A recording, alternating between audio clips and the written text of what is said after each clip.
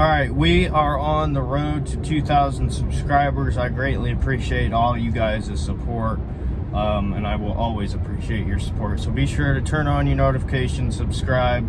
We're talking Browns off season, and that's what I am doing today. I put out a little bit of a poll on YouTube there on the feed, which I wasn't sure how that worked because it's kind of a newer feature, but I put out a poll. Would you rather the Browns draft a defensive end at 26 or sign another? Now, let's talk about the results. The results kind of surprised me. It was about, I haven't seen it like as of 10 minutes ago, but when I last checked, it was like about 60 to about 40 draft. So this is interesting to me because that tells me that a lot of the fan base favors more of leaning towards the draft and prospects versus the guys we know that are out there. Now, who's out there left? Jadeveon Clowney, Carlos Dunlap, Melvin Ingram, and listen, I think if you want my opinion on the matter, I think the Browns should do both. I think they should go out, sign a defensive end. I'm fine with any of those three I just named. Now, Jadeveon Clowney, I don't want to hold grudges, but I do have a little bit of a problem with how he treated the Browns last offseason. It's a little bit disappointing of how he handled that.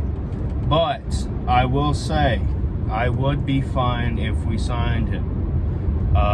It's not my number one guy. I personally would rather have Carlos Dunlap. I think what he did in Seattle, I think he could do a lot opposite of Miles. Now at 26, I would still draft a defensive end. There's a lot of guys that I really like. Carlos Basham, Azeez Al-Jawari out of Georgia. I probably just butchered his name, but you get the point. There's still a lot of talent there. And I think the Browns, now that they have kind of addressed every need, I think they should take best player available, whether that be corner, linebacker, defensive end. I personally would go defensive end. I think it's a position you need badly. You know, Takk McKinley, these guys are on one-year deals. You know, we'll see what you got with Curtis Weaver. But you need to bring some young blood into that room. That way you have that stability with that 5 years option. 4 or 5 years, you know, you can pick up that 5th-year option with a first-round pick with one of these defensive ends. I think that would be huge. And, yeah, I think the Browns should do both. If I had a choice, what would I rather do?